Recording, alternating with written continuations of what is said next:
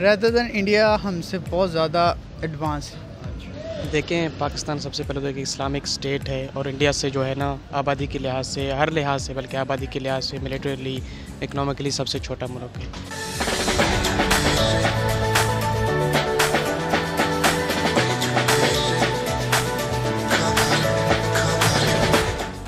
अस्सलाम वालेकुम, मैं आपका होस्ट मोहम्मद सलमान तहीर आपको लाहौरी फाइट स्पीक्स पर खुशामदीद कहता हूँ। आज हम जिस वीडियो पर बात करेंगे बड़ी मज़ेदार है, वो इंडिया फ्रेंडली है। वो क्या है कि what makes India better than Pakistan. India claim करता है कि वो पाकिस्तान से बेटर है, तो हम पाकिस्तानियों से बात करेंगे, पूछेंगे कि उनका जो क्लेम है क्या वो ठीक है, अगर है तो कैसे। So let's talk to Pakistanis. अस्सलाम वालेकुम। जी वालेकुम सलाम। Sir your good name? Shahzeb Ali Haider. Sir मेरा नाम है मोहम्मद उसामा। मोहम्मद शरीफ। मोहम्मद बिलाल। जी बिलाल भाई बताएं, इंडिया पाकिस्तान से बेहतर है कि पाकिस्तान इंडिया से बेहतर है? जो सब मुल्क भी एक दूसरे से बेहतर है उसकी वजह बताएं। तो मुझे जो पाकिस्तान में इश्यूज आ रहे हैं वो पेमेंट के होते हैं, ठीक है। उसकी रीज़न ये है कि अगर इंडिया, जो कि मैं नहीं समझता कि हमसे बेहतर हो सकता है, लेकिन वो है एक्चुअल में। उसकी वजह ये है कि वहाँ के जो बाहर वाली कंट्रीज़ हैं उनके ऊपर ट्रस्ट करते हैं, चाहे वो जैसे भी हैं। अब मेरी पेमेंट का इशू आता है, समटाइम क्लाइंट कहता है जी पेपाल, जो कि एक नॉर्मल सी बात है, वो हम जाहिर सी बात हम कहते हैं नहीं। देखें, India better than Pakistan. Firstly आप उनकी हिस्ट्री चेक करके देखें, एक नया मुल्क बन रहा है 1947 में।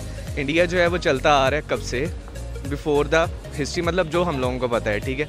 एक तो ये पॉइंट हो गया। अब सेकंड पॉइंट ये है कि उनकी कंज्यूमर मार्केट, ठीक है, उनकी कंज्यूमर मार्केट हम लोगों से बहुत बड़ी है, ठीक है। अगर आप सिंपल सी एक एग्जांपल ले लें आज की मॉडर्न जनरेशन में आईफोन कोई, ठीक है। अब आईफोन अगर फॉर एग्जांपल पाकिस्तान प्लेस करता है ना ऑर्डर, तो मैक्सिमम होगा 15 लाख, 20 लाख, 2 मिलियन जस्ट, ठीक है। अब अगर वहाँ पे आईफोन की कंज्यूमर कितनी है, 15 से 20 करोड़, ठीक है। तो अगर फॉर एग्जांपल आप किसी कम्युनिटी के पास या किसी कंपनी के पास जाते हैं तो वो इंडिया को प्रेफर करते हैं, ना कि पाकिस्तान को, ठीक है। सर कुछ हद तक मैं आपकी ना इस बात से एग्री करूँगा। सर सबसे पहली वजह देखें, अगर हम पाकिस्तान से बाहर जाएँ, जब भी किसी फॉरेन कंट्री में जाते हैं सर, एज ए इमिग्रेंट हम जाते हैं, अप्लाई करते हैं सर, सबसे पहले एयरपोर्ट पर पहुँचते ही सर जैसे ही देखते हैं ना सर ग्रीन पासपोर्ट है आपके हाथ में, वो सर फ़ौरन आपको जो है अलग लाइन में कर देते हैं। उसके बाद आपको अलग अलग तरीके से इंटेरोगेट करते हैं सर। वहाँ पे जो है ना पता लगता है कि सर हमारी बेसिकली पाकिस्तान से बाहर हम जाएँ तो हमारी क्या इज़्ज़त है। हमें बहुत बुरी तरीके से इंटेरोगेट किया जाता है, इन्वेस्टिगेट करते हैं कि सर आपके वेयर अबाउट्स कहाँ हैं, आप कहाँ पर जा रहे हैं, उसके बाद आपका इन्वेस्टमेंट या आपके पीछे सोर्स ऑफ इनकम क्या है। देखें, पाकिस्तान सबसे पहले तो एक इस्लामिक स्टेट है और इंडिया से जो है ना आबादी के लिहाज से, हर लिहाज से, बल्कि आबादी के लिहाज से, मिलिटरीली, इकनॉमिकली सबसे छोटा मुल्क है। लेकिन कभी भी हमने पाकिस्तान को इस रेस में नहीं देखा कि पाकिस्तान जो है वो इंडिया को एग्रेशन शो कर रहा है या एग्रेसिव हो रहा है। पाकिस्तान हमेशा अपने आप को डिफेंसिव ज़रूर रखता है, एग्रेशन नहीं रखता। दूसरी बात यह कि अगर टेक्नोलॉजी की बात की जाए तो पाकिस्तान वाकई इंडिया से टेक्नोलॉजी के लिहाज से, एजुकेशन के लिहाज से, इन चीज़ों में पाकिस्तान से पीछे है। इन कंपैरिजन मेरे ख्याल में रेदर देन इंडिया हमसे बहुत ज़्यादा एडवांस है, क्योंकि मेरे ख्याल में बीइंग अ स्टूडेंट या बीइंग अ जितनी मेरी स्टडी है उस लिहाज से इंडिया हमसे टेक्नोलॉजी से, और सेकेंडली जो वो एक जो कह लें कि एक पब्लिक हब उधर बहुत ज़्यादा है, एक पब्लिक मार्केट बहुत ज़्यादा है। फॉर एग्ज़ाम्पल इधर यही बात लगा लें कि जैसे फॉरेन कंट्रीज़ में जैसे उनके जो वर्कर्स हैं वो जाते हैं तो वो उनको वेरी चीप रेट्स पे मिल जाते हैं, लेकिन पाकिस्तान में ये जो हम जो हैं वो काम करना ही नहीं चाहते। बेसिकली हमारा ये भी इशू है। और अगर पॉलिटिकल बुनियाद पे देखा जाए तो हमारे जो हैं वो जितने भी पॉलिटिकल लीडर्स हैं वो पर्सनल इश्यूज़ पे पॉलिटिक्स करते हैं। यानी कि freelancing is far better India than Pakistan, ये कहना चाह रहे हैं?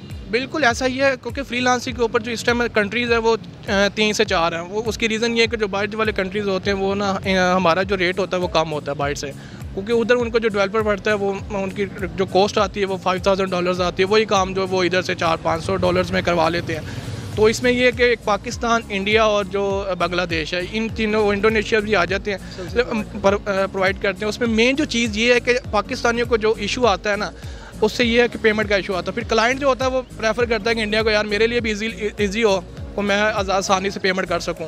यानी कि वहाँ पर एजुकेशन अगर इशू है पाकिस्तान में तो वहाँ पर वो है, लेकिन जैसा हमारा है यहाँ पे प्रैक्टिकल वर्क नहीं, वहाँ पर प्रैक्टिकल करवाया जाता है और यहाँ पे कोई फैसिलिटीज़ नहीं है। आप ये कहना चाह रहे हैं? एक्चुअली यही मसला है कि अगर फॉर एग्जांपल यूनिवर्सिटी एजुकेशन है ना, तो वहाँ पे यूनिवर्सिटी एजुकेशन को फैसिलिटेट करने के लिए लैब्स हैं, प्रैक्टिकल वर्क ज़्यादा है, ठीक है, और उसके अलावा टेक्नोलॉजी का यूज़ ज़्यादा है। लेकिन हमारे यहाँ यूनिवर्सिटीज़ में देखा जाए तो जस्ट एक थ्योरेटिकल नॉलेज दिया जाता है, बच्चे को प्रैक्टिकल नॉलेज नहीं दिया जाता, टेक्नोलॉजी का यूज़ बहुत कम है, ठीक है। फॉरेन पॉलिसी के साथ साथ भाई मेरे ख्याल में क्या ख्याल है, शोबिस की इंडस्ट्री को भी मुल्क का एक अच्छा इमेज बनाने में किरदार अदा नहीं करना चाहिए? क्योंकि देखिए वो सफ़ीर होते हैं मुल्क के ना, जब बाहर के मुल्कों में काम करने जाते हैं, हमारे जो एक्टर्स हैं, जिन फनकार जितने भी होते हैं, तो एक तरह से वो एम्बेसडर्स बनकर जाते हैं, तो वो भी एक अच्छा इमेज प्रमोट कर सकते हैं ना। ये आपकी बात बिल्कुल सही है, लेकिन देखें मसला ये है कि हमारी जो ड्रामा इंडस्ट्री अगर हम देखें तो ड्रामा इंडस्ट्री में हमारे पास कंटेंट बहुत है, लेकिन अगर हम अपनी फिल्म इंडस्ट्री को कंपेयर करें इंडिया की इंडस्ट्री से, तो सर उसमें ज़मीन आसमान का फ़र्क है। सर उनकी हर मूवी आप देखें, छोटी से छोटी या बड़ी से बड़ी देखें, तो वो बहुत लार्जर स्केल के ऊपर है, क्योंकि उनके पास इन्वेस्टमेंट बहुत ज़्यादा है। यानी कि आपकी बात है कि जो चाय वाला है वो बेशक चाय वाला है, लेकिन जब मुल्क की बात आती है तो मुल्क का इंटरेस्ट वो पहले देखता है, ना कि यहाँ पे तो लोग क्या करते हैं, हमारे सियासतदान पहले अपना इंटरेस्ट देखते हैं, बाद में मुल्क का देखते हैं। बेसिकली हमारे मुल्क में जो है ना वो रिलीजन वाइज बहुत ज़्यादा इश्यूज़ हैं। हम अगर कहीं पे आगे जा भी रहे होते हैं तो हमारा रिलीजन मसला बन जाता है।